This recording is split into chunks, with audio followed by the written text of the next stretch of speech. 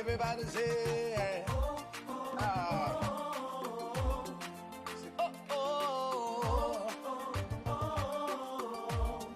say, how can I express my gratitude for all the many things you've done for me? Words are not enough, enough to say thank you. Say, Lord, you are my everything. You're my everything. How can I express my gratitude? How can I express my gratitude for all the many things, Father, you done for me, yeah. Words are not enough to say thank you. Say, Lord, you are, you're my everything. Say, I call you Jireh. Lord, my provider. I call you Nisi. You are my battle. I call you Rapha. Hey. You are my healer. Say, Lord, you are. You're my everything. I call you Jireh. Lord, my provider. I call you Nisi. You are my battle. I call you Rapha. You are my healer. Say, Lord, you are. You're my everything. Uya matinyana. Uya matinyana. Uya matinyana.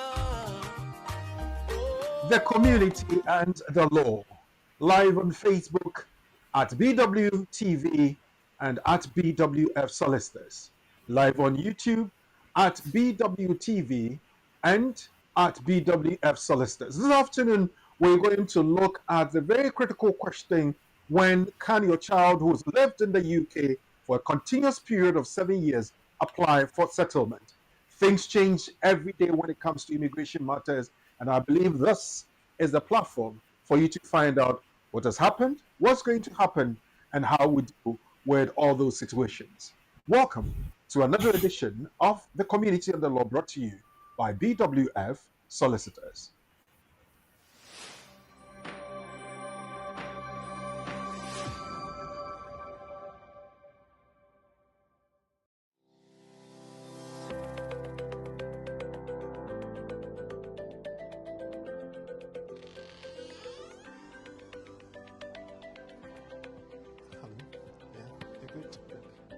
Hello. There are several questions in the community when it comes to the law, especially with immigration matters.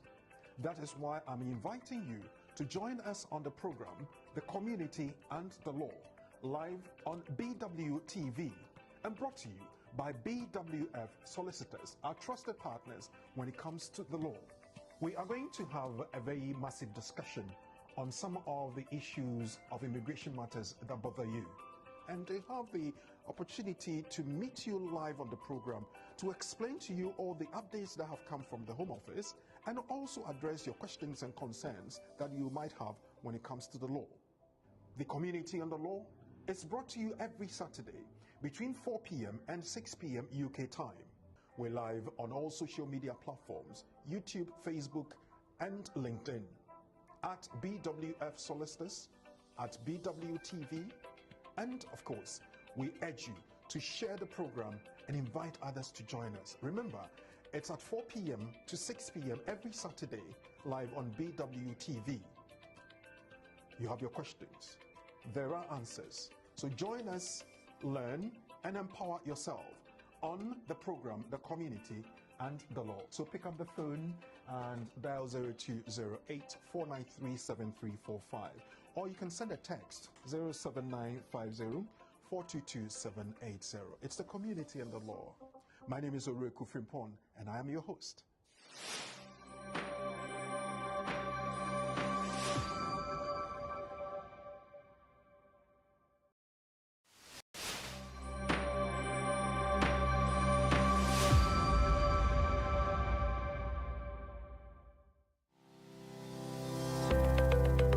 Based in London, we are a dynamic award-winning firm specialising in a range of legal services. Welcome to BWF Solicitors, a trusted and experienced law firm specialising in immigration and nationality, appeals and judicial review, dispute resolution, family and matrimonial, and other family law disputes with international context. These include matters such as private child arrangement orders, contested and uncontested divorce, non-molestation for domestic violence, and financial remedy. Our childcare and family team appreciate the issues facing you at such a difficult time. Our advice is delivered in a confidential and sensitive manner. Meet Bernard Owusu, our esteemed senior partner. With over 32 years of experience and known for his expertise and dedication to serving our clients and the community. BWF Solicitors stands for integrity, respect, excellence, teamwork, diversity, inclusion, and service to the community. We provide tailored assistance specific to your case. At BWF Solicitors, every day is filled with dedication, creativity, and a commitment to finding the best solutions for our clients. Our team at BWF Solicitors is ready to assist you with all your legal needs. You can find us at the 4th floor, Anna House, 214 to 218 High Road, Seven Sisters, London, N15 4NP. Our main office line is 0208 493 7340, or our emergency line is 07712 761 884.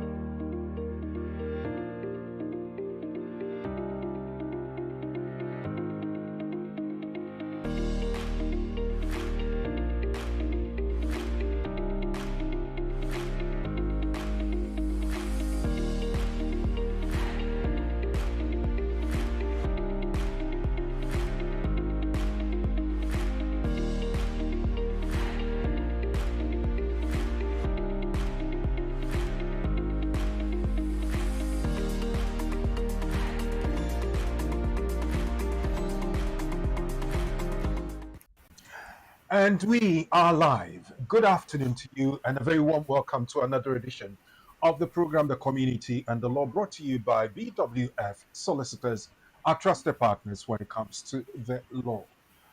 They are located on the 4th floor of the Anna House, 214 to 218 Tottenham High Road, Seven Sisters, North London.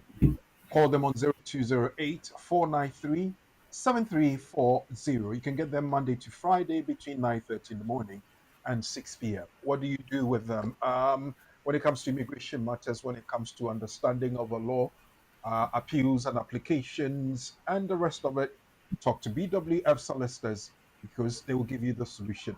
My name is Oriku Frimpon, and I have the honor and privilege of hosting this event between now and 6 p.m. That's 2 hours from now here UK time. And I believe that you would have the time, the opportunity, and of course, the patience to sit through the discussion, because there's a very important question we're going to seek answers to.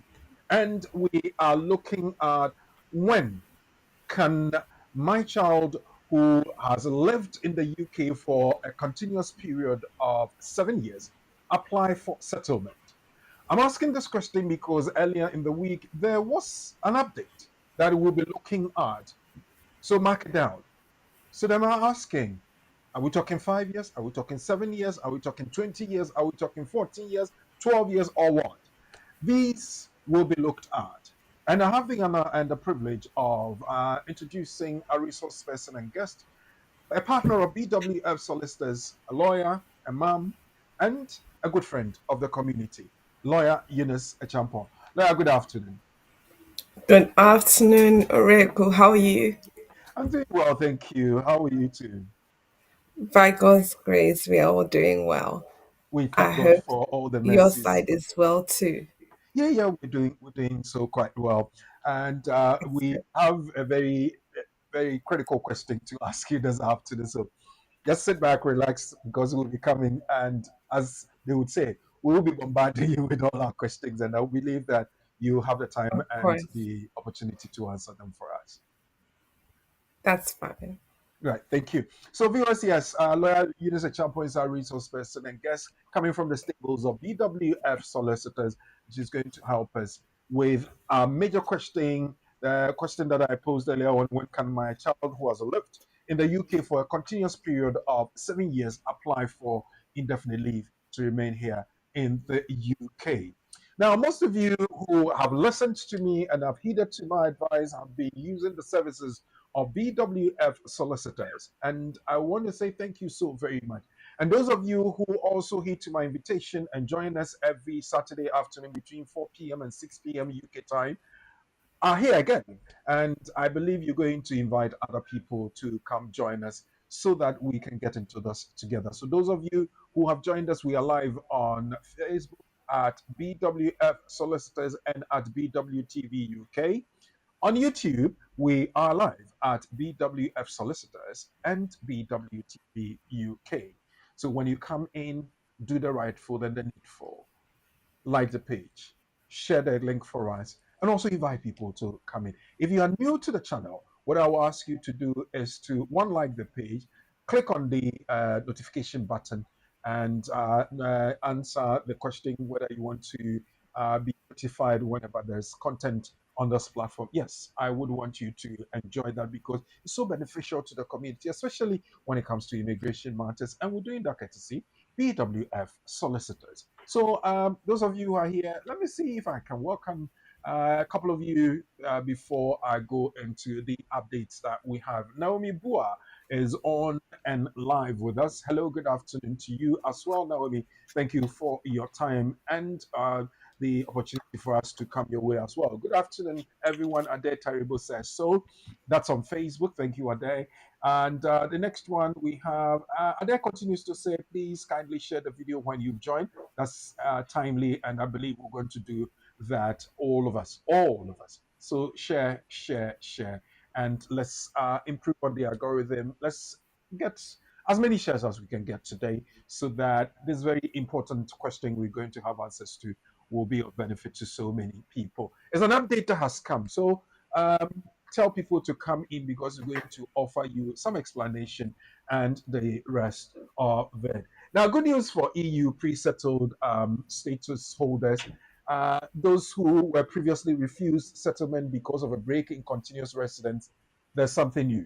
The new statement of changes effective the 16th of July 2025 amends the definition of continuous qualifying period in Annex 1 of Appendix EU. This enables a pre-settled status holder to be granted settled status where they have been resident in the UK for at least 30 months. That is 24 and 6, that is 2.5 years in total in the most recent 60-month period. This can be any 30 months within those 60 months. This one is quoted from the Statement of Changes to the Immigration Rules HC 836, 24th of June 2025. This was just a few days past. So that's the first of the updates. I think I have 3 to give you. There's one about the English language. Good news for those who still have an old English language B1 certificate. As long as the provider remains on the approved list, that's good news for you.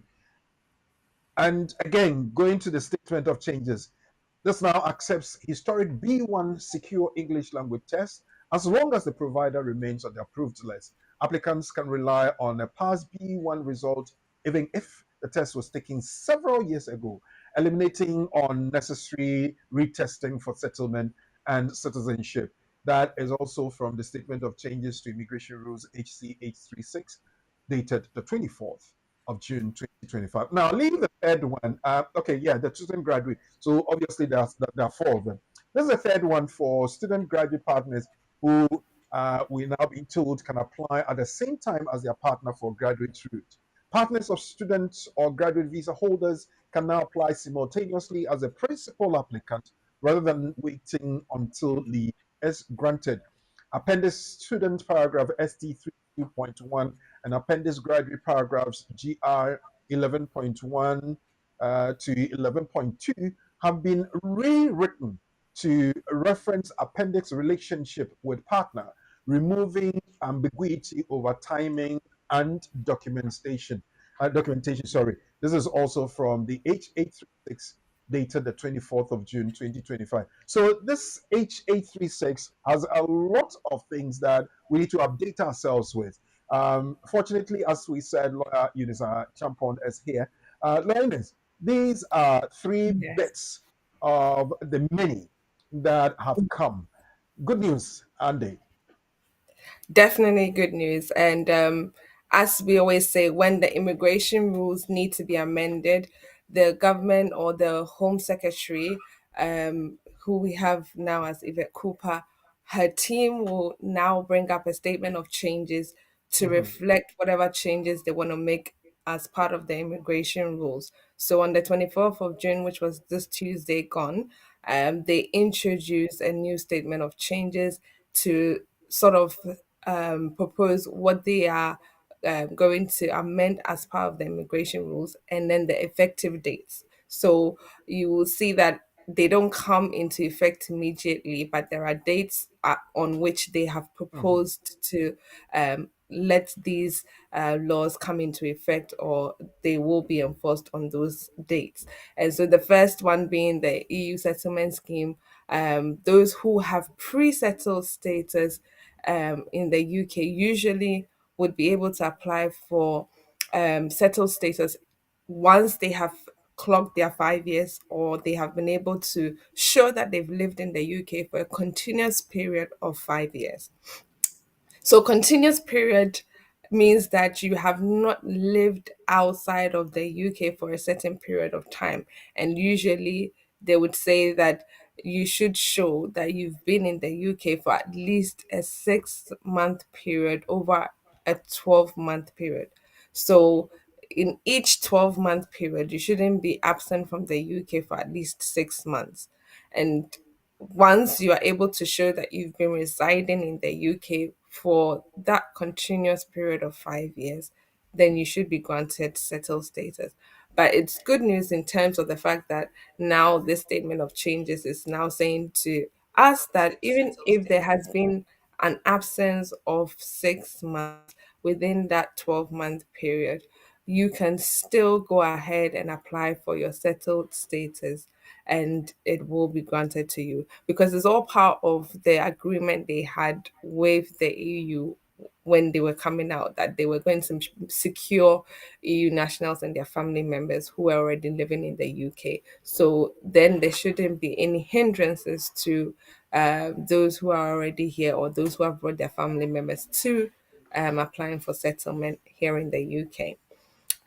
You also have the English language test, and I know a lot of people um, don't want to spend that much money because currently it's £150 to go and take that English test. Mm. So whether you do it in your country of origin before you enter into the UK, or you come into the UK and you take that test, usually you have to pay a certain amount to obviously take the test. And if you pass, then good. If you don't pass, then it means you have to pay that amount of money again. And so, if for any reason you have been able to pass the level B1 English speaking and listening exam, this is mainly for those who come into the country as family members of a British citizen or somebody who is settled. If you've taken that test and you've passed at a level B1, you can then go ahead and present that certificate or present the UCL. That's the reference number for those who usually take the test.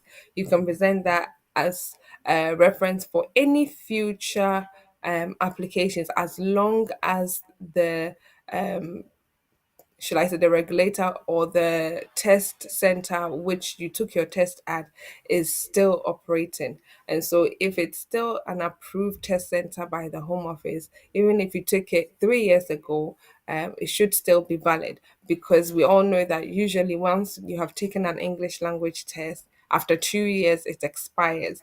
But now they are saying there's no 2 year expiration date anymore. even if you took it some years ago, we will still accept it if the place or the center in which you took your test is still an approved center by the Home Office. So that's another good news as well. And then you also have the third but not the least being the graduates. So those who are on the graduate route. This is just a slight change. It's not a major change. Usually, those who are family members of the main applicant would usually make the application after the main applicant has been granted leave. And so, in this case, they're saying, okay, you can apply with your main applicant who is the graduate at the same time. So rather than wait for them to be granted leave to remain in the UK, whilst they are making their application, you can join them, make the application, and then obviously that will speed up the process. You don't have to now wait, especially if your leave is ending, for your graduates to receive their decision before you can also make your application. And so that helps in terms of those whose leave are ending, obviously at the same time as their main applicant. And so this is something also good to take note of, for those who are applying onto the graduate route after they've completed their course at university or any higher degree course that they may be doing in a higher education establishment or institution. So yes, these are a few of the changes that have been mentioned, and they will come into force next month at different dates. Yeah. So if they come up with these changes, do they leave room for those who may be affected retrospectively, or it's rather going to go forward, starting from the date they have given? So usually it would start from the date that it's been um, it's been set to come into effect. Mm, So if, for instance, I am trying to make an application onto the graduate route today, mhm. because it hasn't yet come into force, the law which is applicable now is what I will be coming under Okay. as of now.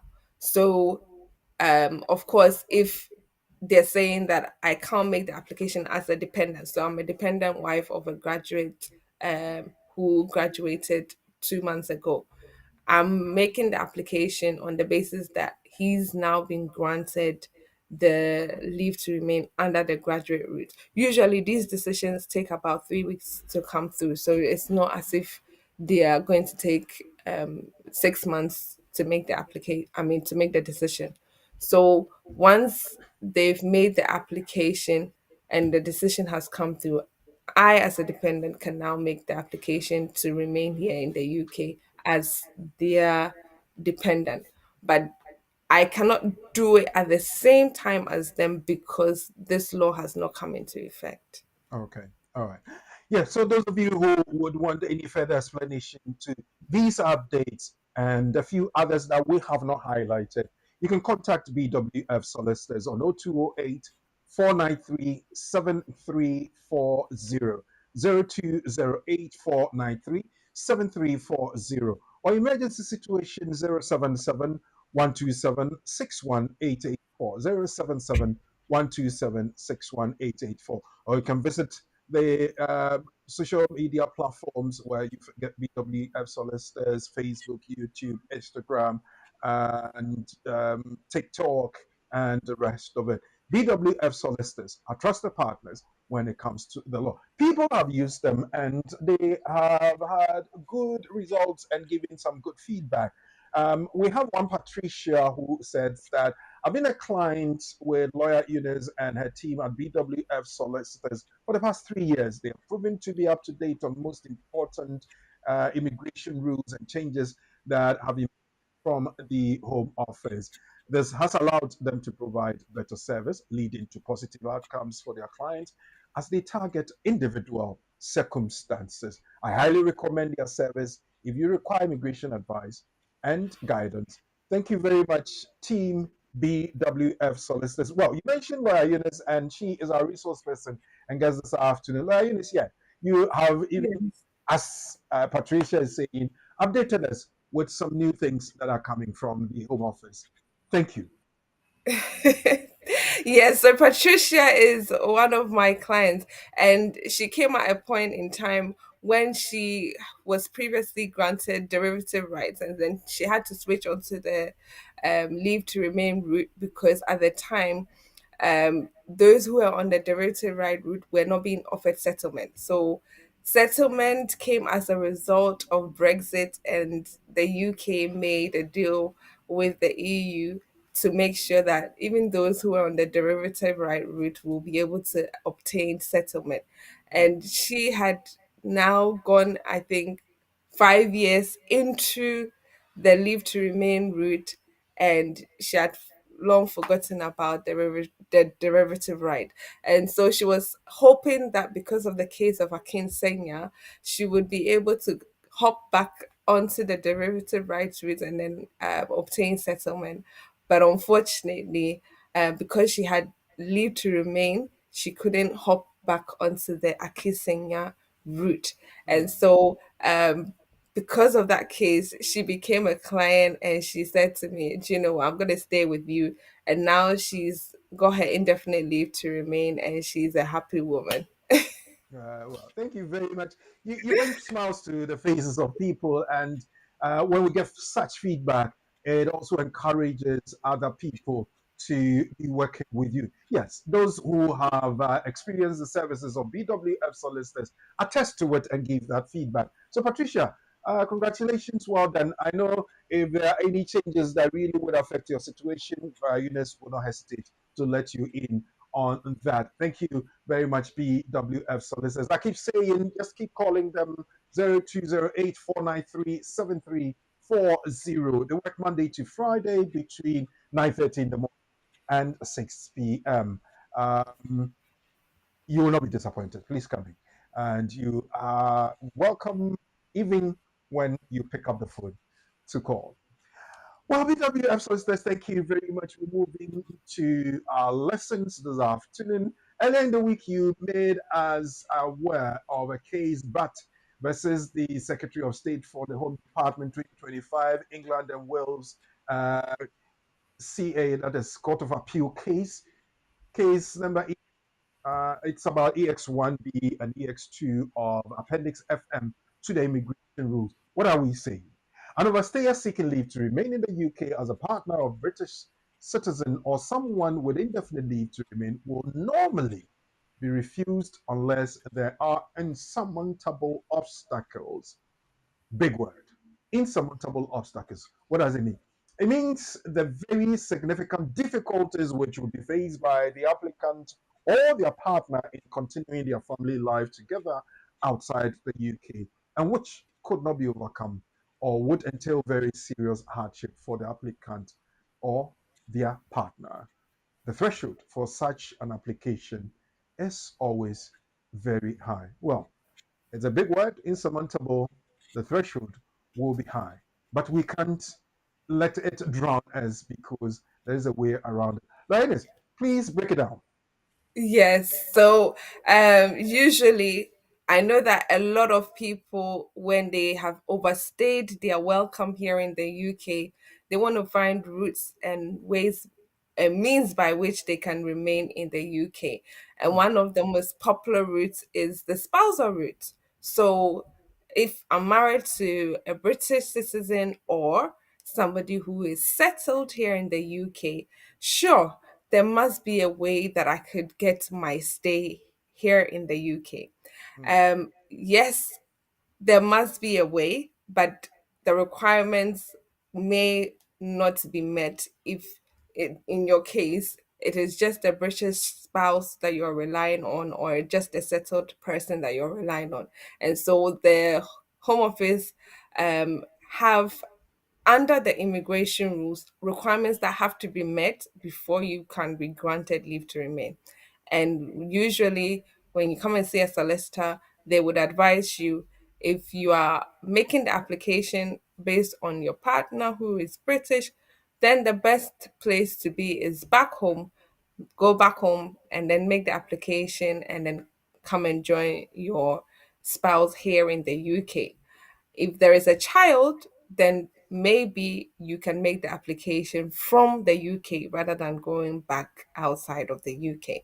And so, if it's just on the basis of you being a partner or a spouse to someone who is settled or British, there is the threshold of insurmountable obstacles. So, as we can see, insurmountable obstacles is defined under exception 2 of the immigration rules. So we have exception 1 and then we have exception 2. Under exception 2, it explains that insurmountable obstacles has to do with you having a great difficulty returning to the country where you're from. And obviously, it's not just you, but your partner who is also British or settled may also have some form of difficulty returning back to the country in which you are coming from. And what could that be? What difficulty are they referring to? Mm-hmm. Usually, as lawyers, we refer to case laws because they've given us a definition, but they haven't given us examples of what this great or significant difficulty is. And so we go back to case laws to help us um, dig deeper into what this significant difficulty is. And usually, as part of our case laws, we have cases where they would say maybe if you have an illness or you have some form of sickness where you are telling the home office that going back to your country of origin may cause some form of detriment to yourself because your life will be at risk and the treatment may not be available in your country of origin or the medication may not be available in your country of origin. And therefore, because that is the circumstance in which you will be going back to, the Home Office has to look at this and then obviously grant you leave to remain in the UK. That is for those who have some form of illness where it will be detrimental to their lives. So, if for instance, I have high blood pressure and I say I'm relying on my spouse to make the application, well, having high blood pressure, maybe I have medication that can control the pressure coming into my heart. So they check in Ghana, they check that there's treatment and medication available for high blood pressure, then it means that there is nothing wrong with you going back to your country of origin because, of course, if you were to return back to Ghana, there will be medication available for your high blood pressure and you would not be at risk or you would not suffer any detriment to your health.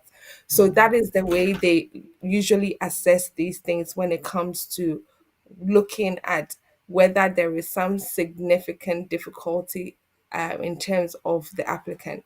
And obviously, in this case of but, where it has been decided that no longer should the principle of Chikwamba, so this is a Court of Appeal case, and in the case of Chikwamba, it would usually have been said if the only reason why a spouse should return back to their country of origin is to make the application because they meet all of the other requirements apart from the immigration status requirements, then of course they should be granted leave here in the UK. But this case of BAT turned that over. And it's saying that just because the overstayer or the illegal immigrant can meet all the other requirements does not necessarily mean that they should be able to remain in the UK, or it doesn't mean that they should necessarily be granted leave just because they can meet the relationship requirement, the financial requirement, the English language requirement, apart from the immigration status requirement. That should not in itself determine the appellant's case, but rather they should have some difficulty or some significant difficulty to them going back to their country of origin before they can be granted leave to remain in the UK. And so that Okay. is usually So and my everybody's question obviously would be, so who determines how significant the circumstance is? Who mm, draws the line to say this mm. situation is insurmountable, so we can base on that to give you some discretion? Is there a checklist somewhere? So, like I was saying, usually it's case law basis, and so the caseworker from the Home Office who will be looking at your application, they'll be looking to see if it's proportional to refuse your application, because most applications based on your right to your right to private and family life, Mhm, usually because it's not an absolute right, they can now choose to look at whether a refusal will be proportionate to them saying that you should remain here in the UK. And if they think that, for instance, your reasoning in regards to your significant difficulty, whether it's an illness, whether it's the fact that maybe your partner who is British or settled has never lived in your country of origin, whatever your excuses, they will take that into consideration and they will weigh it against whether the fact that you have overstayed your visa will be proportionate to the fact that this person excuse is weightier. And so they always have this balancing effect to mhm, obviously go by. And we have that clearly stated in the case of Raska. And so if they ask the five criteria questions from the case of Raska and they seem to find that, well, your excuse is not weightier, and therefore in drawing the line, they would choose to refuse your application because there is public interest and there's a legitimate aim being obviously proposed, or there's a legitimate aim to be gone by, then they would definitely make sure that the excuse or the reason you've given will have some sort of detriment to your health or to the other person's health, and go on by what you've provided as evidence. mhm. But if they feel that it's not weightier, then they'll make their decision to refuse. Insurmountable obstacles, as we have heard, means that very significant difficulties which will be faced by the applicant or their partner in continuing their family life together outside the UK, which could not be overcome or would entail very serious hardship for the applicant or their partner. Now, I have this scenario, and I'm going to ask you that question based on this and the explanation that lawyer Eunice has given us. Alice is said to be an overstay in the UK living with her husband Lumar. Lumar has indefinite leave to remain. Alice has acute postnatal depression stemming from pregnancy, which resulted in stillbirth. She is on antidepressants and needs regular support from Lumar to carry out some daily tasks. She's also receiving other forms of mental support. She's been often described as being suicidal in her treatment plan. Luma has been concerned that he may lose Alice if he is not around her regularly. In September 2024, Alice applied for leave to remain in the UK as a spouse of Luma, but she was refused on the 10th of June 2025 and was asked to go back to her country where and also asked to go with Lemar to continue their marriage life there. Alice is considering appealing against the refusal. So I'm asking, based on our nugget, based on the explanation given, and the case laws, remember lawyer Eunice mentioned about two or three of them, what should be her grounds of appeal? I'm asking. Is it that she is a spouse of a qualifying partner, so the refusal is a breach of her Article 8 rights? Would the grounds be that she would not obtain the same medical treatment in her country? and so she will experience hardship in her home country. Or you could look at three, that the caseworker did not consider her suicidal condition and the regular support from her husband and health professionals.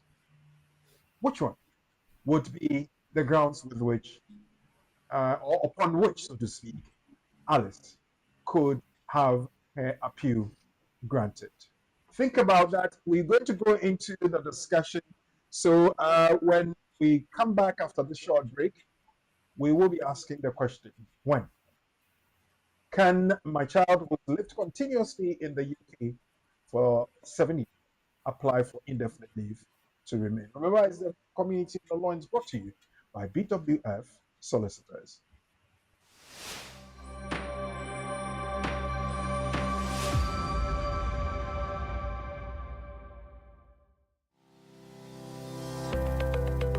Based in London, we are a dynamic award-winning firm specialising in a range of legal services. Welcome to BWF Solicitors, a trusted and experienced law firm specialising in immigration and nationality, appeals and judicial review, dispute resolution, family and matrimonial, and other family law disputes with international context. These include matters such as private child arrangement orders, contested and uncontested divorce, non-molestation for domestic violence, and financial remedy. Our childcare and family team appreciate the issues facing you at such a difficult time. Our advice is delivered in a confidential and sensitive manner. Meet Bernard Owusu, our esteemed senior partner.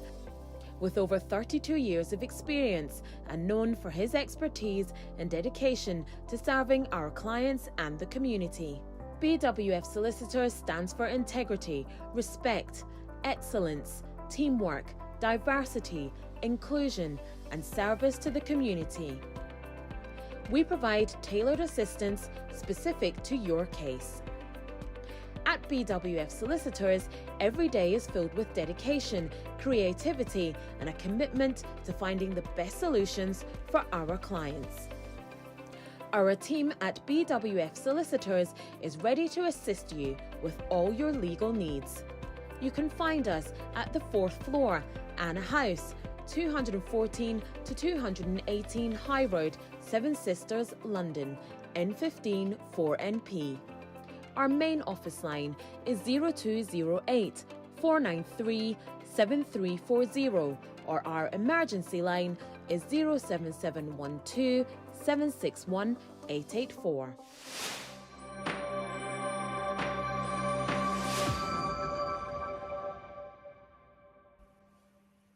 Welcome back and thank you for sticking around. I've seen a lot of you on the platform and you announcing yourselves in the comment section down below, both on Facebook and YouTube.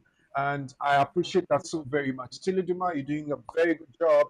Those of you who have joined us for the first time, like the page, click on the notification button and share it as well. So, Evans, yes, we've got your question. Augustina Champon, thank you very much. We have Bernard Usu Ajekum, you here, Gifty Asidu Kranche. Helena says, good afternoon, great brother and lawyer Eunice. Thank you for your relentless effort to educate the community. God bless you all richly. God bless you too, Helena. Thank you so very much. You are with us on YouTube. Thank you. Remember, it's at BWF Solicitors both on YouTube and Facebook, and BWTV both on Facebook and YouTube. When can my child, who's lived in the UK for a continuous period of 7 years, apply for settlement? There was an update earlier on, and that has brought us to this question. It says that, no, this is the nugget. Let's pick up the update. Yes, good news for children who have lived in the UK for 7 years. They can apply for settlement after 5 years of lawful residence. It says, in addition, a 7-year qualifying child who applied as part of a family group and has been granted under the family rules will now qualify under the private life rules for settlement after 5 years. Irrespective of whether granted under the family or private life rules, the rationale for introducing a shorter 5-year route to settlement for children is to make the process fair. Okay, So we have made that approach, and we're going over to ask when can we do that? There's a 5 year, there's a 7 year road, and we say that we can register children when they have 10, 12. All these things, when they come together, we kind of, what's happening? Are we trying to uh, do things to suit some people? Is the law saying that, well, it's confusing, so they are clarifying what's going on? As I said, we are fortunate to be in the stables of BWF Solicitors, and we have a partner of the firm, Eunice Champon, to help us unravel this. How do we do this? Eunice, once again, on behalf of our clients or on behalf of our viewers and listeners, welcome to the show. And our question: when can my child who's lived in the UK for 7 years apply for settlement? Thank you so much, Oroku. I think that this is a question that a lot of people have different, should I say, answers to. And a lot of the time, I think when you don't ask the right people, you will have different answers to this question. Mhm, Um, I know that in 2022, the immigration rules were changed such that those children who either are under the age of 20, I mean, under the age of 25 or under the age of 18, would then be able to apply for leave to remain in the UK based on their private life. And so Appendix Private Life was introduced, and all those who had no leave to remain but could show that they were under the age of 18 or 25 could either apply if they could show that they've lived here for a continuous period of 7 years, or they could show that they have lived in the UK for almost half of their life or just over half of their life. And once you apply, you'll be granted leave to remain in the UK. But one thing that was very, should I say, good about this was because it was all modeled up under paragraph 276 of the immigration rules. And so they made it concise by introducing an appendix on its own just for those under that route. And it also introduced um, such leave for those who have had children. So if, for instance, I'm 23 and I've had a child and I don't have any leave to remain, I could apply under the private life route and apply for the same leave for my child also. Whereas before, that wasn't the case. You wouldn't have been able to apply for your child based on your private life. So that was great news when that was introduced. And so now they have also said, as part of the statement of changes, that if you are granted leave to remain in the UK because you are under the age of 18 and you've been able to show that you have lived in the UK for a continuous period of 7 years, we will grant you settlement after a 5 year period. mhm, And remember, those who usually apply on the private life route would have usually had to complete a 10-year um, period before they could apply for settlement. mhm, But now we have the concession, which is already in place for those who are between the ages of 18 to 24. So if you are between the ages of 18 to 24 and you've been able to show that you've lived in the UK for more than half of your life, you can apply for leave to remain and they can give you 5 years straight away, providing that you are able to pay for the IHS. Once you have completed that 5 year period, you can apply for settlement straight away. And so they are doing likewise for those who are under the age of 18 and have been able to show they've continuously lived in the UK for a 7 year period.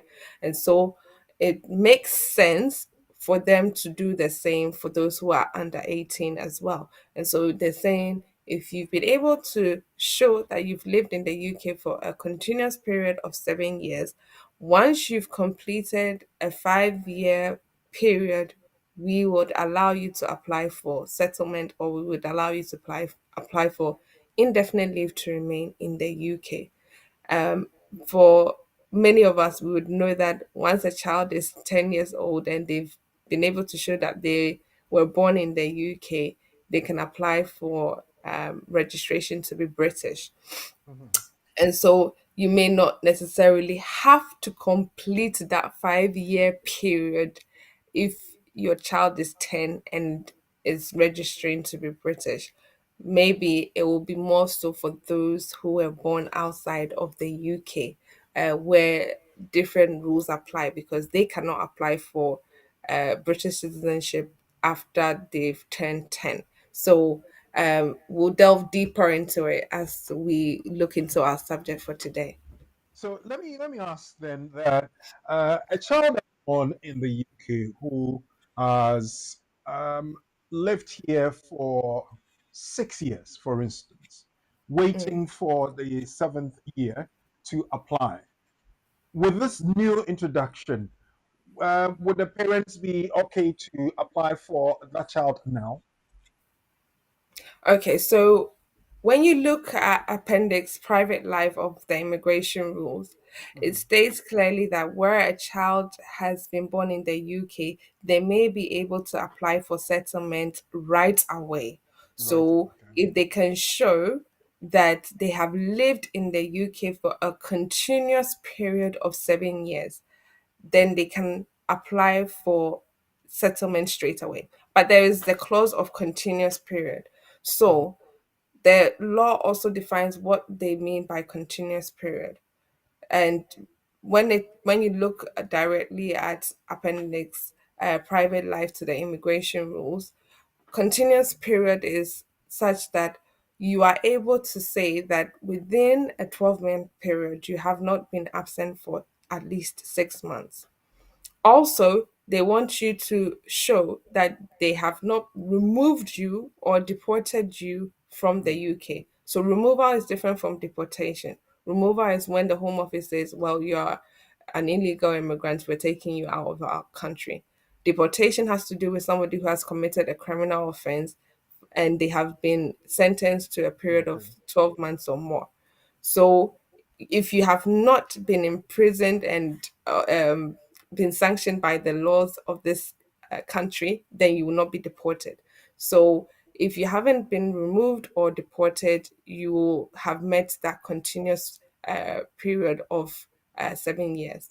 Mm. Again, also in looking at what counts as continuous period, they want you to also show that you haven't been absent for a period of at least 550 days within that 7 year period. So within that 7 year period, you haven't gone on holidays for a period of at least 550 days. And then again, they want you to make sure that if you were, for one reason or the other, have happened to have left the UK, did you have any intention of coming back into the The UK UK. lawfully? Lawfully. So if for any reason your parents left the UK with you as a child and their intention was, well, we want to come back into the UK within, let's say, a 4 month period, were they able to come back lawfully?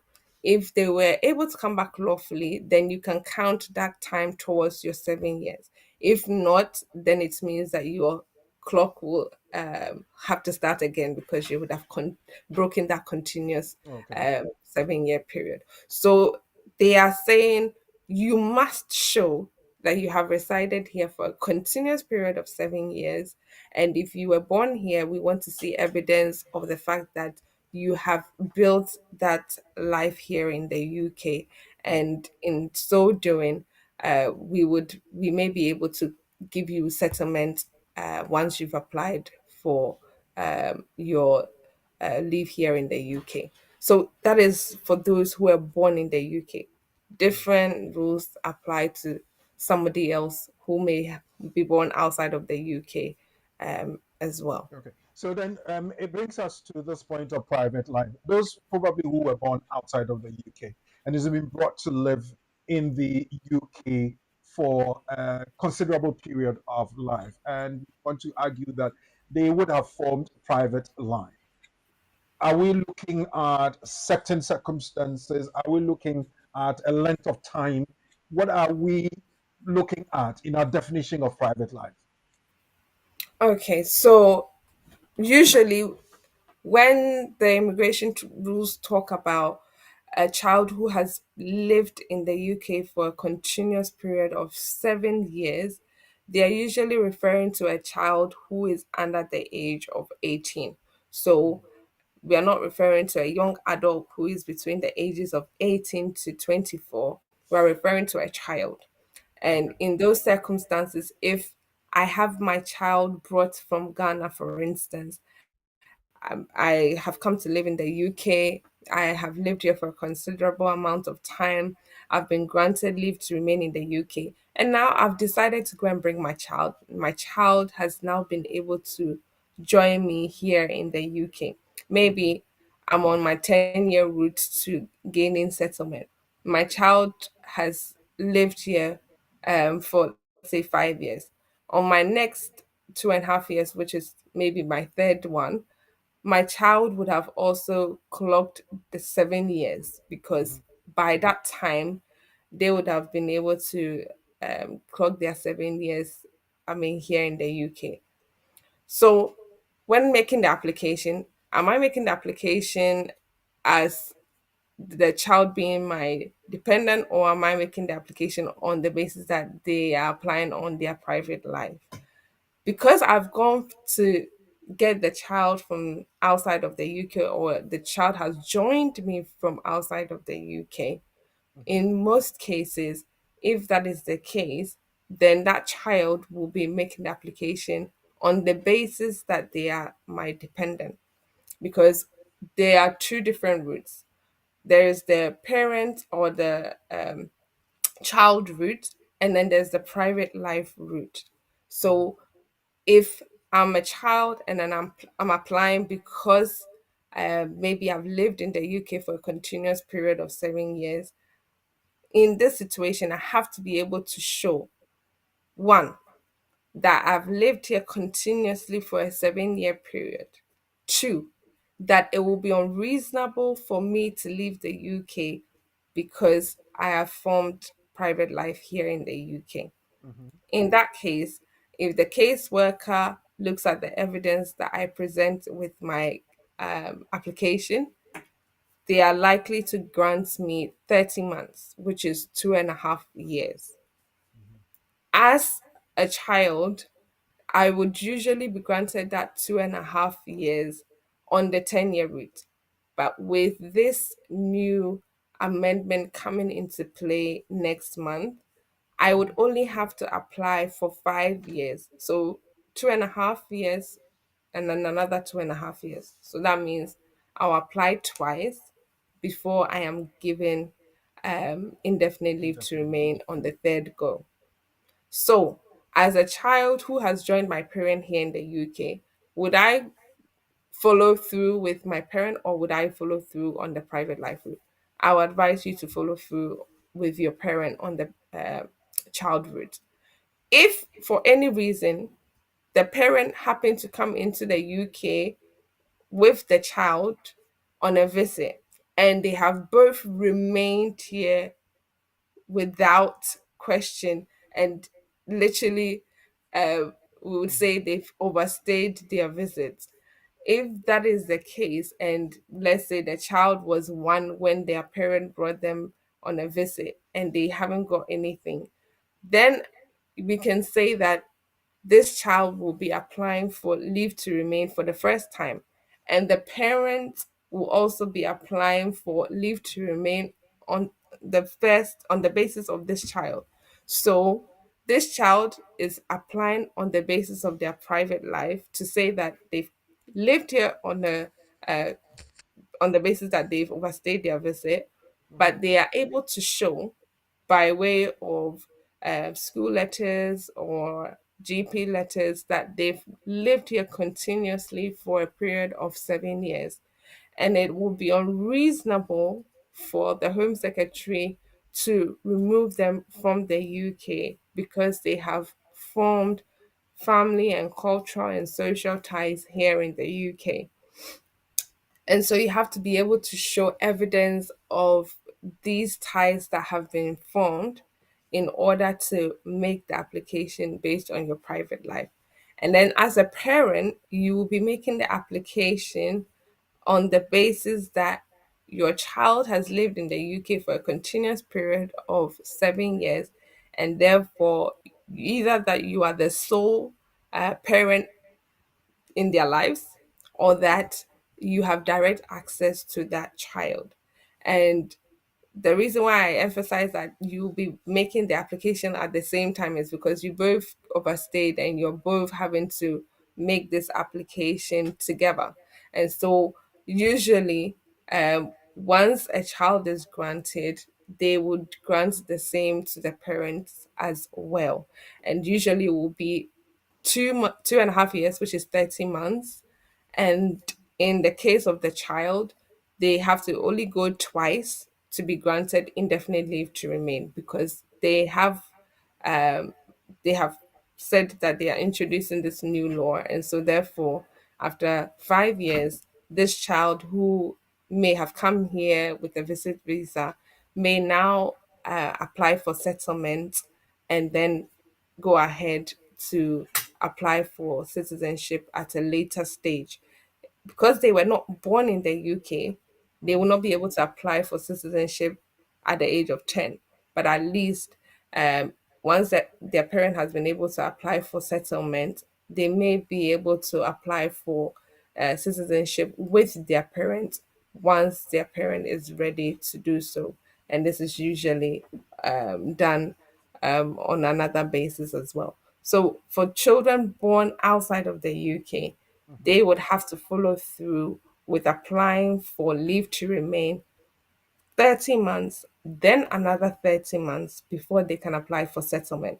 For a child who was born in the UK, once they reach the age of 7, they may be able to apply for settlement straight away rather than having to apply for 30 months, then another 30 months before they can apply for settlement. So it seems like the rules may be different for those who were born here and those who were born outside of the Outside. Okay. UK. Yeah, Yeah. we will be coming back to that dichotomy, but I would want to encourage people to leave your questions and your comments. The text line is 0739920848, 0739920848, or when the lines are active, you can call us on 0208 493 7345. Leave your questions and comments in the comment section down below on Facebook at BWF Solicitors at BWTV UK, and on YouTube at BWF Solicitors and at BWTV UK. We will be coming to the question of who can take advantage of this new scenario. Are we looking at those who are making human rights applications? Are we looking at the skilled worker route? Are we looking at everybody? Is it a blanket something for everybody or whatever it is? As we invite in the questions, please ponder over that, and we'll take a break and come back to it. It's still the community and the law, and it's brought to you by BWF Solicitors.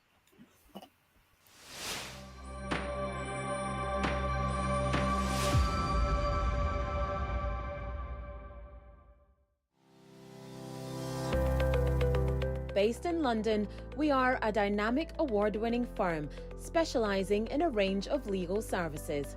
Welcome to BWF Solicitors, a trusted and experienced law firm specialising in immigration and nationality, appeals and judicial review, dispute resolution, family and matrimonial, and other family law disputes with international context. These include matters such as private child arrangement orders, contestant and uncontested divorce, non-molestation for domestic violence, and financial remedy. Our childcare and family team appreciate the issues facing you at such a difficult time. Our advice is delivered in a confidential and sensitive manner. Meet Bernard Owusu, our esteemed senior partner. With over 32 years of experience and known for his expertise and dedication to serving our clients and the community. BWF Solicitors stands for integrity, respect, excellence, teamwork, diversity, inclusion, and service to the community. We provide tailored assistance specific to your case. At BWF Solicitors, every day is filled with dedication, creativity, and a commitment to finding the best solutions for our clients. Our team at BWF Solicitors is ready to assist you with all your legal needs. You can find us at the 4th floor, Anna House, 214 to 218 High Road, Seven Sisters, London, N15 4NP. Our main office line is 0208 493 7340, or our emergency line is 07712 761 884.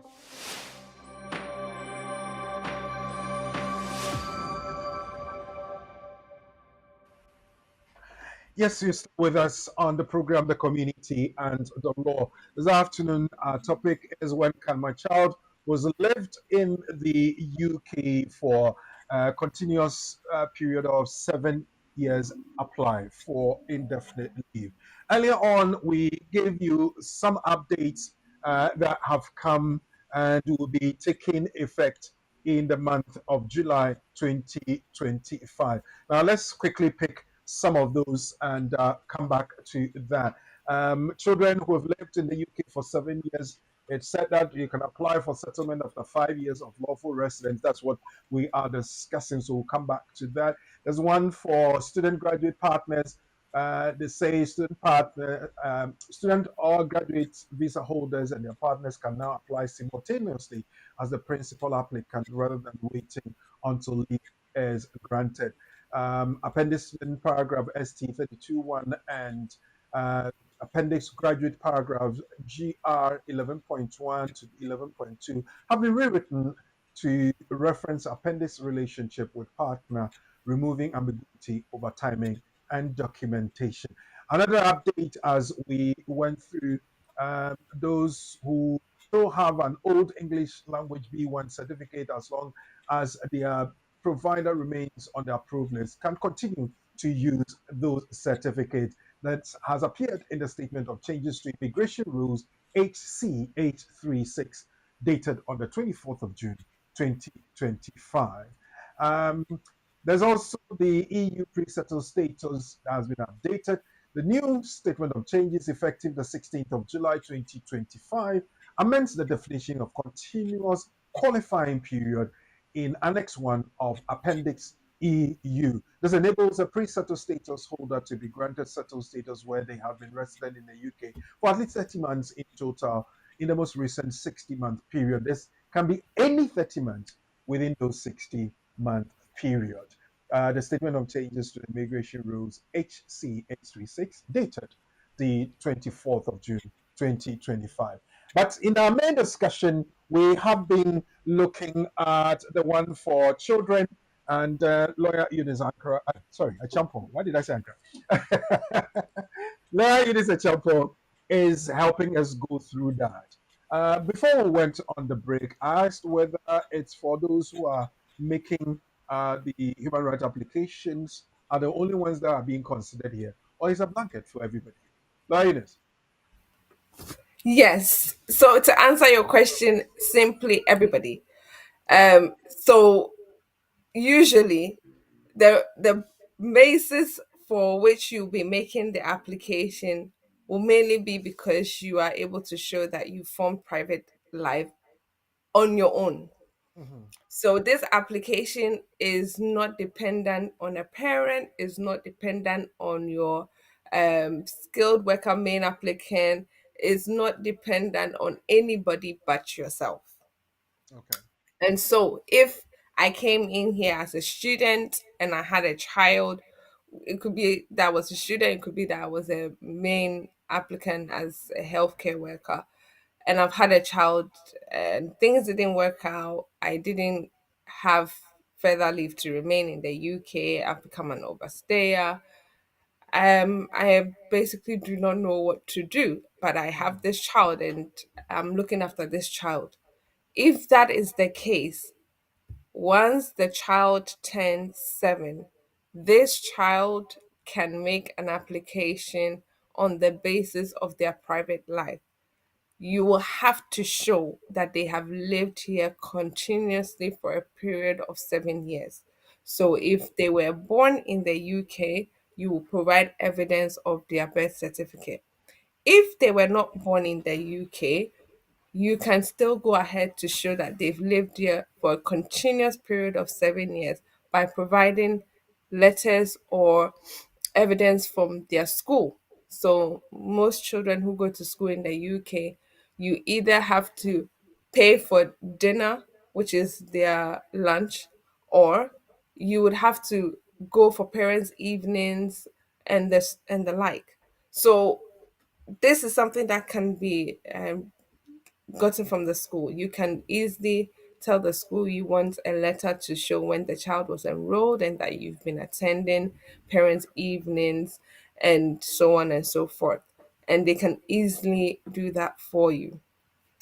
When it comes to evidence such as awards and achievements, if your child does receive those sort of certificates and awards, you can present all of those as part of you trying to say that this child has integrated well into the British way of life and they are doing other things. If they have extracurricular activities, maybe they are into dance, music, whatever that extracurricular activity is, you can provide a letter from them to show that this is what your child is doing as part of their everyday life. So, when it comes to you presenting that this child has lived here for a continuous period of 7 years, you may have to be very intentional about the evidence you collect because you want to show that they've lived here for each year of that 7 year period. And you also want to be able to show that it will be unreasonable for that child to be removed from the UK because they've integrated well into the British culture or they've formed social ties and cultural ties. And that's why I brought the element of extracurricular activities or Okay. awards and certificates and the rest of it. If they've been involved in other things to do with the community, definitely include all of that as well to show that well, this child has literally known the UK as their only home. They do not even know how to speak my native language, and they are well integrated into the British way of life, and they can't perceive where I come from as their home because the UK has become very much their home or their permanent home. And so you have to be able to gather as much evidence as possible to be able to show that this is the child's permanent home. This is where this child has lived for the past 7 years. And by way of studies that have been carried out, they usually say when a child has lived in a place for 7 years continuously, that place is supposedly their home because they have come to assume that place as their permanent home. And so, yes, you have to be able to show evidence of that continuous residence and also the fact that it will not be reasonable to take them to the country where you're from because of the ties that they formed here in the UK. And so once you have been able to show that maybe this child was born outside of the UK, but this child has lived here, this child has also been able to form social ties, cultural ties for the past 7 years, then you can go ahead and make the application. I know you made mention of maybe a child who was born in the UK and has lived here for 6 years. If the child was born in the UK and they have not lived here for 7 years, they cannot make the application yet. So the immigration rules are very strict in terms of the language. And so you have to be able to show at the date of the application that the child has lived here for a continuous period of 7 years. 7 years. So Okay. even if they are yet to turn 7 and they haven't turned 7, you wait till they turn 7 to put in the To put in the application. application. Then you can show that they've lived here for a continuous period of 7 years. They were born in the UK, and you would like to apply for settlement under Appendix Private Life. So once you've been able to show that they've lived here for that continuous period by way of school letters, GP letters, and the rest, you can then make the application for settlement for a child who was born in the UK. You definitely still have to show evidence of the 7 years. You can't say that because you've shown that they were born in the UK, that's it. You still have to You show still have to show evidence that they've all lived those here for pieces that of evidence. Okay. continuous period of 7. There's one that a couple of them on the platform, but there's one I want to find out. If, for instance, I'm showing that this child was brought from outside of the UK, he wasn't born in here, and has lived for 7 years continuous here in the UK. But by the time we reach the 7 year mark, the young person is probably more than 18 years. In that case, what do I do?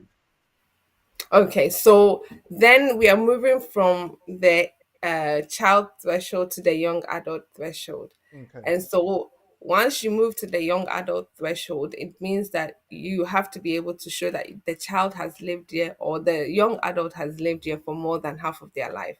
And this is Okay. the age group between 18 to 24. The reason why I say 18 to 24 is because if the young adult turns 25, they will no longer be eligible to apply under this route.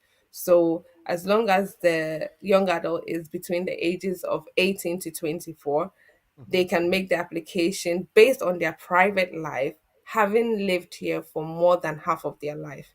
So, what does it mean to live here for more than half of your life? If I came here into the UK when I was 9 years old, but now I'm 21, I've lived in the UK for more than 9 years. So, I've lived here for at least 10 years. And therefore, that means that I've lived here for more than half of my life. Because when I first came, I was 9, but now I'm 21. And so that qualifies me to now make the application on my private life as a person between the ages of 18 to 24. And you said something that struck me. Um, Private life definition and, of course, confirmation cannot be less than 7 years. Is that what the law says? So, yes, so any child making this application who is under the age of 18 has to show they've lived here for at least a continuous period of 7 years, not less than 7 years. At least seven. Yes, at Yeah, least 7. I mean, I'm stressing on that because when it comes to the law, every word has a meaning. In fact, Yes, the semantics alone can change the meaning if it is. So at least then it means that a minimum of seven. So between yes, 7 and that, and when you get into the young adulthood, then it has to be at least half of your years that you live. yes, Would I be yes. correct? Yes. So half of the your years that you have obviously lived in the UK. Mm. So like I gave the example, if I came up here when I was 9 and then I've lived in the UK for 10 years, I've lived here for more than half of my life. Okay. Well, the lines are active 0208 493 7345. You can send a text or WhatsApp to 07399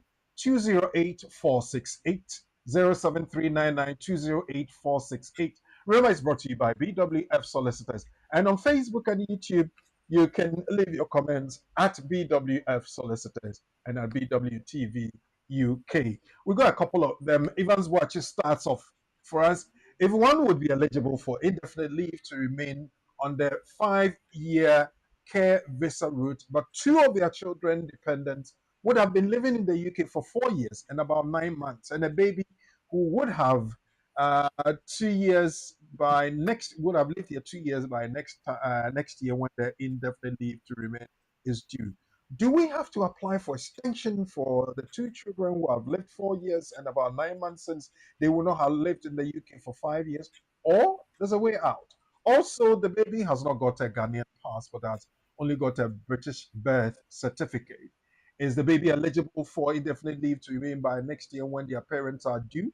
If not, how could the baby live with their parents from next year? Please. I think Evans has a continued question. If you Wow. wouldn't mind, I will put that on as well. Let's see if we can pick that one up. Yes. Simply, it says parents would have been on tier two care visa for 5 years by next year, but their two children on dependent visas would have been living in the UK for 4 years, 9 months by the time their parents' 5 years of stay is due. A third child would have been about 2 years by next year when the parents' 5 years is due has only got British birth certificate and not a Ghanaian passport. How would these children be eligible for indefinite leave to remain to live with their parents by the time they apply for their indefinite leave to remain? So I think he has kind of simplified the Yes. previous question, Lawyer Eunice. Yes. What I love about our immigration rules is that they are written in such a way that it will obviously offer you a way out. So here are parents who will be applying for settlement in the next few months. So with their 5 years will be up, I think he said in the next few months.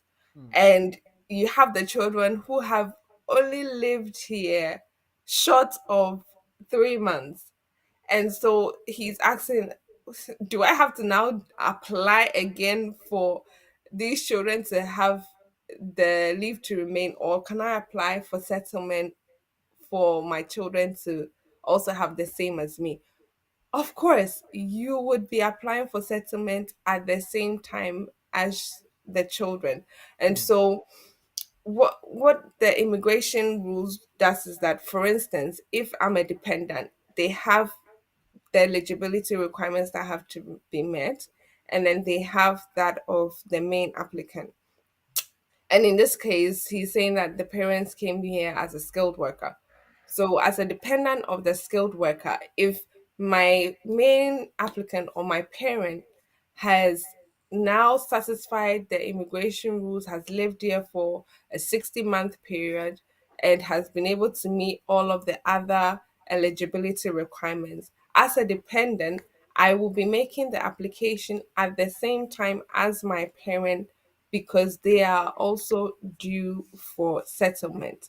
And so it doesn't necessarily say specifically that they must meet the same requirements as their parents when they were making the application. They are dependents, and therefore they will be making the application at the same time as the parent when the parent is making their application for settlement. And I know he was worried about the baby, I think, the third child. Yes, so the third child will only have leave to remain now, but when the parents are applying for settlement, they too will be applying for settlement at the same time as their parents. Okay. So obviously, then they depend on the parents, so they go together with Yes. them. Well, thank you very much, Evans, for your question. Napel says, I've made my citizenship application 9 months now and coming three next month. Will make it 10 months and it's still delayed. What can I do now? Um, Wow. that's what, almost a year, 10 months into it. Yeah. What kind of noise can Napel make? Wow. Okay. This is the first time I'm seeing a citizenship application take that long. I think there's more to it Hmm. because in recent years they've been very quick in making those decisions. So this one is very different. So he must have had some correspondence to provide something in between the 9 months, because it's very unusual for them to take this long with a naturalization application. Either they've sent correspondence that you have not received, or they've obviously requested for something but they are not sure yet of what you have provided. So he must there must be something more to to just the fact that there's been a 9 month delay. If he can, usually with the naturalization applications, you can still make a complaint to the Home Office because it's still the Home Office making a decision on your naturalization. Or you can go ahead and ask a solicitor to make a PAP on your behalf, which is a pre action protocol, to say that the 9 month delay is definitely unreasonable. Um, he should definitely get in contact because I think this is very unusual. Hmm. Well, enough Yeah. though, you can contact BWF Solicitors 0208 493 7340. Book an appointment and speak to any of the lawyers. If you want to speak to a lawyer, Eunice, when you book an appointment, please make it clear, and they will help you do that. We're still taking your comments and your questions. The lines are active. You can call in 0208 493 7345. Fosu says, I'm currently in the UK on a student visa, accompanied by my wife as a dependent. Unfortunately, I was unable to complete my course because I failed one of the modules. As a result, my visa has been curtailed, and I have until July to either switch to a different visa route or leave the country. What are the possible options available for me and my wife in this situation? Lawyer. So obviously there will be a range of different options available to him. Um, Most likely, it might be that he might have to consider the child because he says he came with his wife. I don't know if they have a child here, but the child, if they do have one, could be a possible option. um Usually, if you have lived in the UK for some time, the private life route will suggest that you should have lived here for at least 20 years to make an application on the basis that you've lived here for at least 20 years as well. So obviously I'm not very sure as to he's briefed us, but I'm not very sure as to the details as to his wife's circumstances and his circumstance at the moment.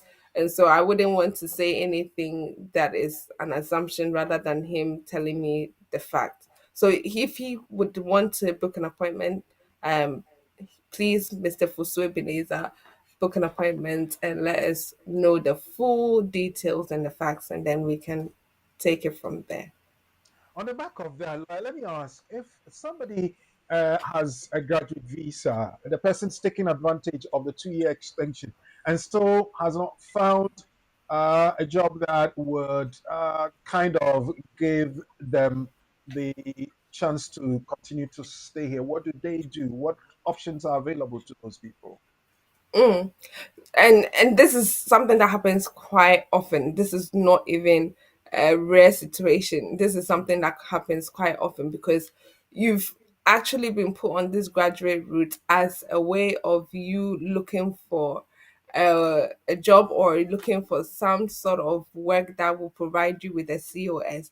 And before you know it, the 2 years is up, and you're thinking, oh, where did all that time go? I thought I Hmm. had enough time to find an employer who could provide me with certificate of sponsorship, but it turns out my time is almost up and I still haven't been able to find an employer. And so I always say to people, don't be very restrictive in your search for work. Be at least flexible enough such that if you are looking in just one particular area, for instance, maybe because I live in London, so I'm just looking for jobs in London, or I'm just waiting for somebody to give me a hitch and then I can apply to their area for work, then it might take longer than necessary. So you might have to broaden your horizon in terms of your job search. And I've previously had a program where I explained different alternatives. So if you are somebody who is used to being in the care industry because that's the area of work you've been involved in since you came to the UK, maybe you might want to think about other areas where your skills may be needed. So maybe if you were in Ghana and you were a teacher and you came here and you started doing care work, you might want to think about doing a PGC 1 year course. I know it's expensive, but you might want to obviously do that as a 1 year course so that it will provide you with a chance to switch to the teacher route rather than staying on the health and care route. So there may be other routes that will be available to you if you do the work now rather than wait till your visa is almost ended. So look for jobs not just within your locality, everywhere else within England and Wales is an option. Look for other skill set jobs where you may have the skill set to be able to do the job. Also, you have people who may want to um, go on the family route. So if they didn't come with a spouse or with a partner, they might want to go on to the spousal route because they've met somebody who is settled, they've met somebody who is also British, and they want to switch on to that route. So either way, they can make the application based on the spouse because they have leave to remain in the UK. And then last but not the least, you also have the self-sponsorship route, which is also under the immigration rules as the innovator founder route. So if you are able to um, vet your business plan and also show that there's a body endorsed by the Home Office, which is able to endorse you as well. You can also go via the self sponsorship route as well. So there are a number of options if you still have leave to remain, but you have to be very tactical and very quick. Tactical and very quick, yes. And I believe that you can contact BWF Solicitors for some consultation, and they work together with you to get some solutions. We still keep picking your questions. Patrick Mens, I'm currently in the UK on a student visa, accompanied my wife. I think we just answered this. That was the one we just answered. So we can pick another one. My name is Owusu. I started an appeal on EU spouse settlement where in February I got information from the tribunal that they're waiting for the Home Office to send them all the documents they have on me.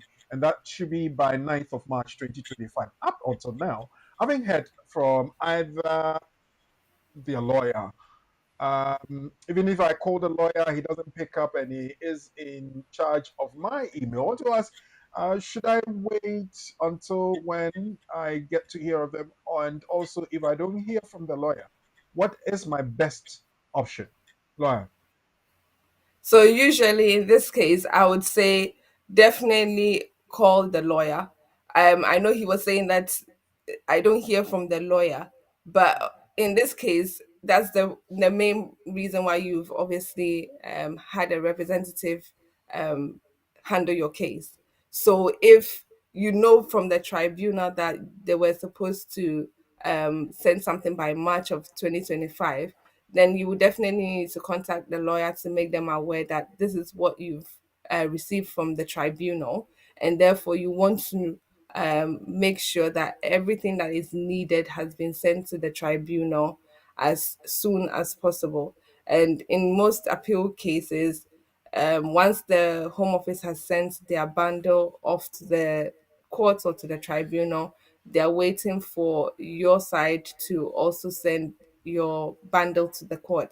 And once your bundle has been sent to the court, the Home Office or the respondent will also have sight of your bundle to be able to make another decision. If they review the documents and they still make the same decision, then it's up to the court to provide a date. But it's very important that this person will contact their lawyers as soon as possible. And there's nothing wrong with going into the office to see the lawyer. And this guy probably is caught up in dilemma in the middle of it. Can he change whoever is handling his case at this particular point? Yes, definitely. Obviously, if it's the case where the lawyer is unresponsive, you've gone there, the lawyer has still not been able to obviously give you any feedback as to whether they've been able to now get in contact with the court, then you can obviously change representatives, and you can ask for the new representatives to ask for your file of papers from the previous solicitor. All right. Thank you very much. And my friend, if you would want to get further advice on this, you can contact BWF Solicitors 0208 493 7340. Let's pick another one from the platform. Nana Chiahine, if a parent is relying on her 7-year-old child born and left in the UK continuously for 7 years, does she need to apply for settlement for the child first, then use the child settlement to apply for her 2.5 years, or she doesn't necessarily need to apply for the child settlement first? Can she just apply for a 2.5 using proofs of birth in the UK and continuously living here in the UK for 7 years without proof of indefinite for the child? Uh, in any case, can they apply together and parent to be given 2.5 and the child indefinite?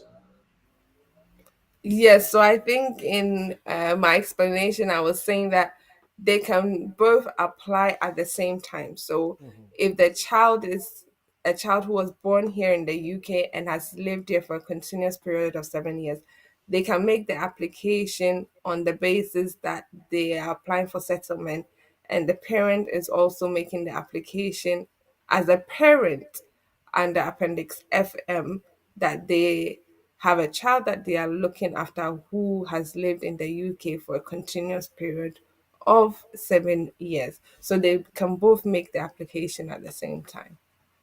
And they'll pay separate fees, really.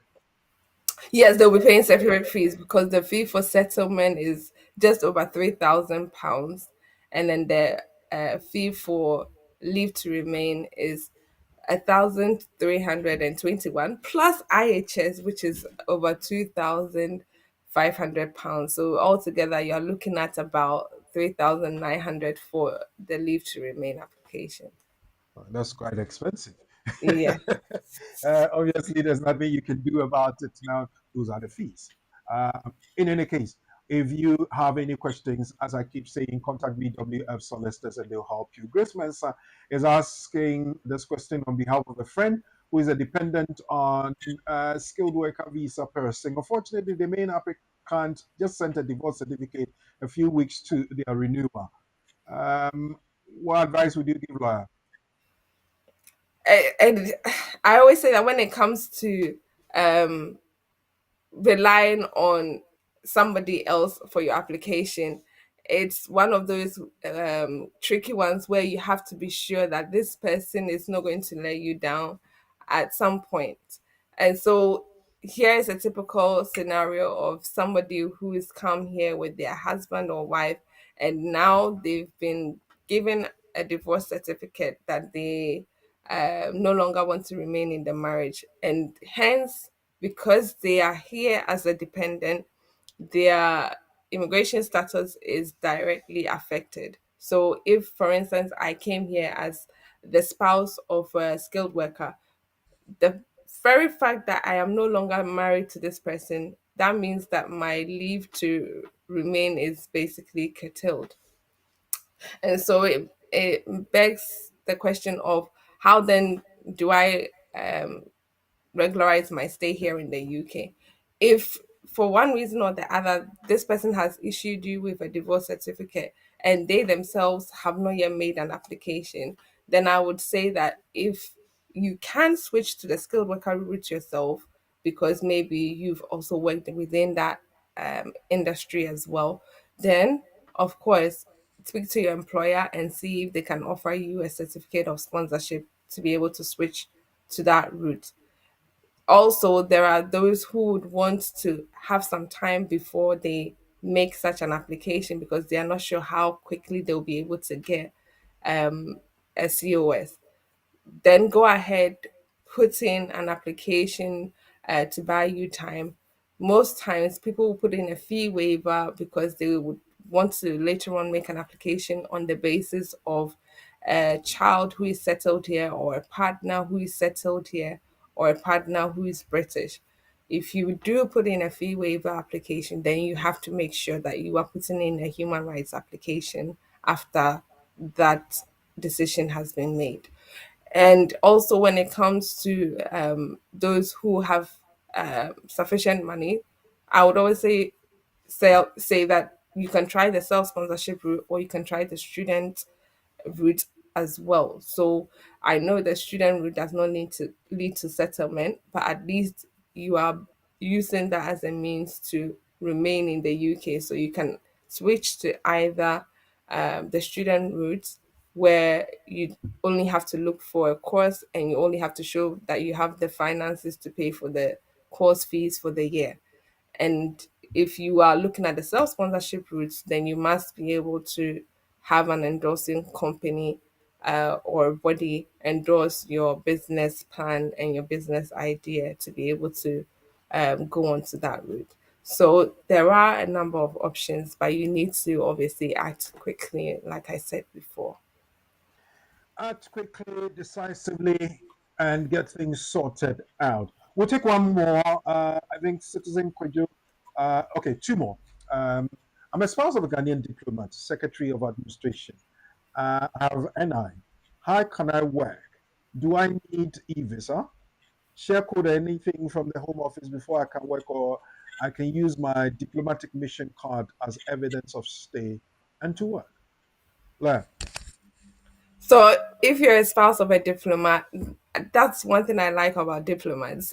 I feel like sometimes they are representatives of their country, isn't it? So mhm. wherever they are, they just have to show that they are here as a representative of their country, and then they can basically go ahead and do whatever they are doing in the country that they've been assigned to. And so usually in most cases with most diplomats, they only have to show that they have come as a diplomat, and this is the means by which they are living in the UK.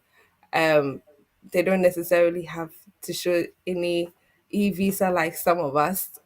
They can just go ahead and show their diplomatic stay here in the UK and then get on with things until their stay is over. And obviously, most diplomats have a period of time by which they have to be in their assigned country and then they have to leave.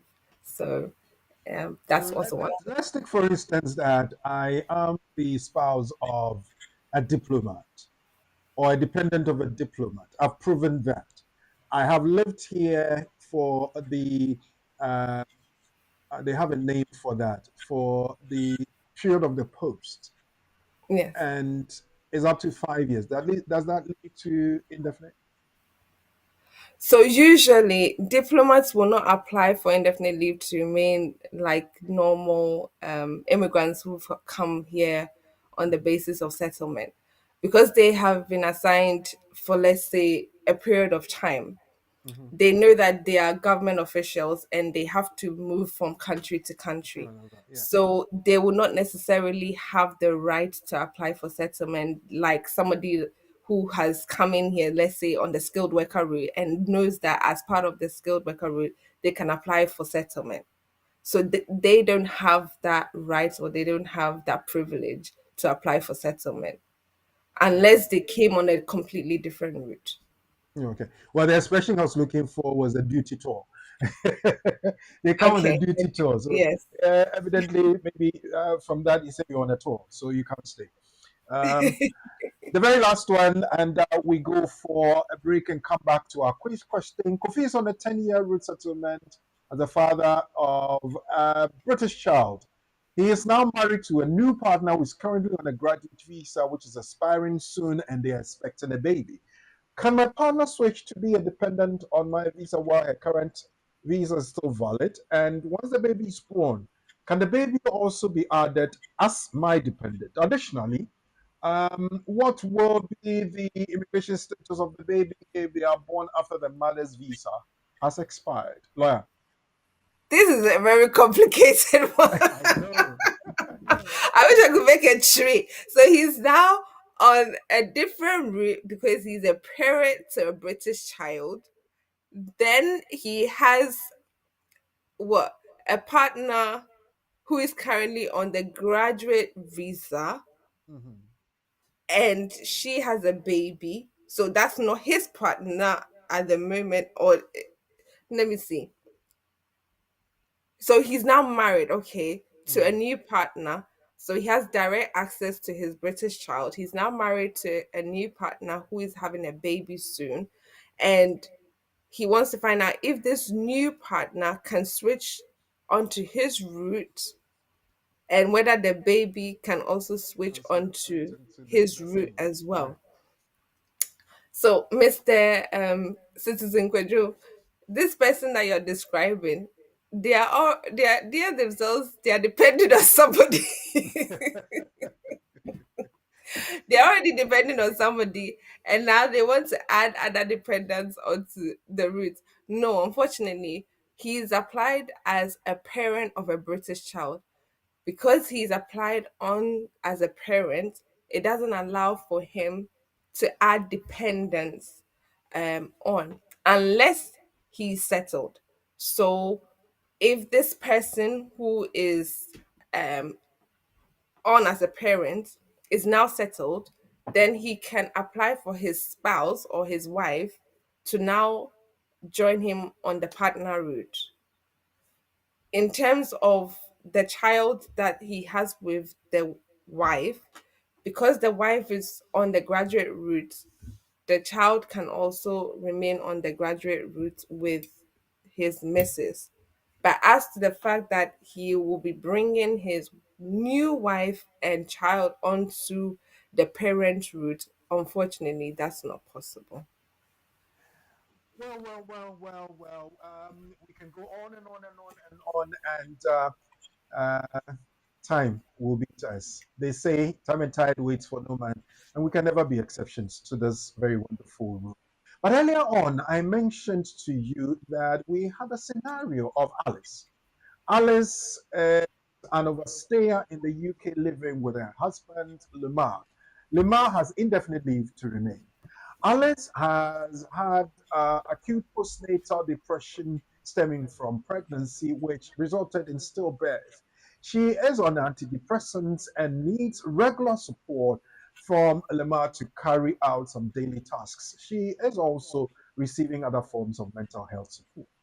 She's often been described as being suicidal in her treatment plan. Nema has been so concerned that he may lose Alice if he is not around her regularly. In September 2024, Alice applied for leave to remain in the UK as a spouse of Nema, but she was refused on the 10th of June 2025 and was asked to go back to her home country with Lemar to continue their married life there. Alice is considering appealing against the refusal. What should be her grounds? Would it be that she's a spouse of a qualifying partner and so the refusal is a breach of their Article 8 rights? Would the grounds be that she will not obtain the same medical treatment in her country and so she will experience hardship in her home country? Could the grounds be that the caseworker did not consider her suicidal condition and the regular support from her husband and health professionals? Think about that. We take a break. When we come back, I'll take your answers, and then we'll ask lawyer Eunice to help us see which of the grounds will be the best for Alice to win her appeal. It's still the community, and the law brought to you by BWF Solicitors.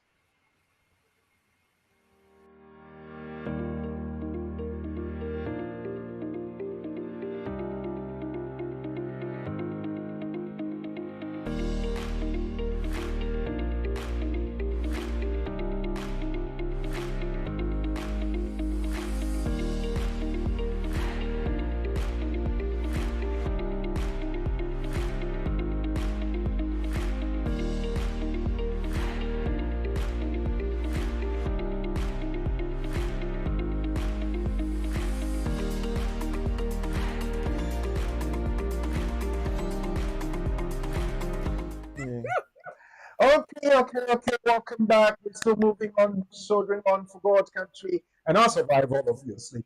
And the Alice situation is still with us. So, what would be your possible answer for the grounds that Alice could base her appeal on? Is it one, two, or three? Citizen Prejudice says number three, that the caseworker did not consider her suicidal condition in the regular support from her husband and health professionals. The next one, let's see who else has an answer for us. Joycelyn Frimpong says it's number one, that the appeal is the grounds will be that she's a spouse of a qualifying partner, and so the refusal is a breach of her Article 8 rights. Esther Jima says number three, caseworker did not consider her suicidal condition and the regular support from her husband and health professionals. Esther, thank you. Next, we have John. Answer says it's number two. The grounds will be that she will not obtain the same medical treatment in her country and she will experience hardship in her country of origin. Kwajubwe do thinks it's number one, qualifying partner, so the refusal is a breach of her Article 8 right. Sally Ade also thinks it's number three, that the caseworker did not consider her suicidal condition and the regular support from her husband and health professionals. Sally, thank you. Nana Nyako says number one. Thank you, Nana Nyako. Who else has an answer for us? Let's see who else. Dufia Brobe says is number three, that the caseworker did not consider her suicidal condition and the regular support from her husband and health professionals. Echapong is say number two. A few more. Let's see. Okay, now lawyer. Grounds for appeal. What should that list do? Okay, so let's look at the answers that were given. So Mm, one says that she is a spouse of a qualifying partner, and so the refusal is a breach of her Article 8 rights. We've already mentioned the fact that when you're applying as an overstayer to remain in the UK as a partner, there must be insurmountable obstacles. So remember that from our nugget.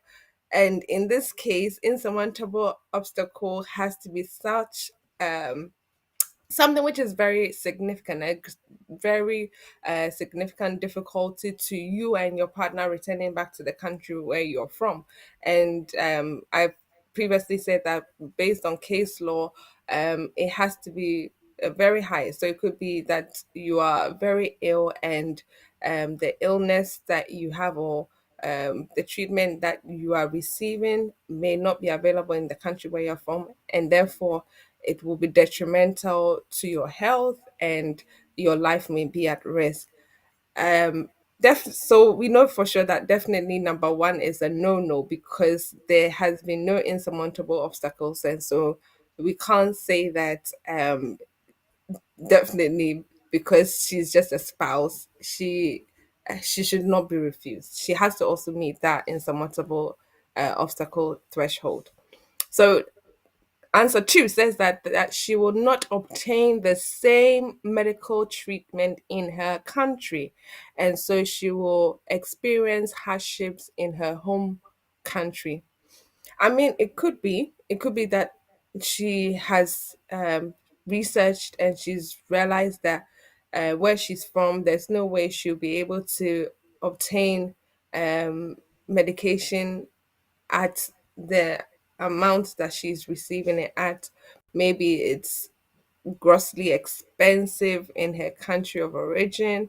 It could also be that um, they don't offer these drugs at any pharmacist, and so it has to be something that she receives from the hospital itself, which sometimes can take time because maybe the demand is a lot more, so they don't have it in huge quantities. I mean, it could also be that fact that in her home country, there's no means by which she can easily get to the hospital where they will be offering her this treatment. And it also says that she's receiving mental health support. So it might be that they don't even have this same infrastructure in place in terms of providing mental health support. So because we don't want to assume, we are going on the facts. Answer three will be the most likely option. So it says that the caseworker did not consider her suicidal condition and the regular support from her husband and health professionals. So we know clearly from the facts of the case that she's having suicidal thoughts, she's taking antidepressants, her husband is her main go to, and she's also receiving mental health support. And so, on that basis, answer three is the answer. And so, we have to show that there are insurmountable obstacles. And in this case, we're saying that her mental health and the fact that she's thinking of killing herself is detrimental to her health. She is at risk if she were to um, leave the UK, where obviously she has all of the support available to her. It is less likely that she may have that same support system in place when she is moved to her country of origin. So, answer three is the most likely answer to be given. Answer three is the most likely answer. Yes, Alice will win the refusal decision on the grounds that the caseworker did not consider her suicidal condition and the regular support from her husband and health professionals in the UK. But she may struggle to survive without Lima and may not get the treatment and support required to deal with her suicidal condition in her home country. Those of you who said three, well done, you got it right. Well, let's go back to Lawyer Eunice. Update about when people can apply for indefinite leave to remain the child when they have settled here or they have lived here for continuously 7 years. Can you give us a summary so we can draw the curtains now? Yes, so very briefly, I know our time is fast spent. So, very briefly, we're looking at the update that has been introduced since Tuesday, the 24th of June, 2025, and will hopefully come into force next month, where the government has said that if you have lived in the UK as a child for a continuous period of 7 years, you are eligible to apply for settlement after a 5 year period. And this is mostly to anybody who's had a child um, here in the UK. Most of the time, those children who were born in the UK will now be able to apply for settlement after a period of 7 years. But when it comes to a child who was born outside of the UK, then you wouldn't necessarily be able to apply for settlement, but you would have to apply for leave to remain for 30 months.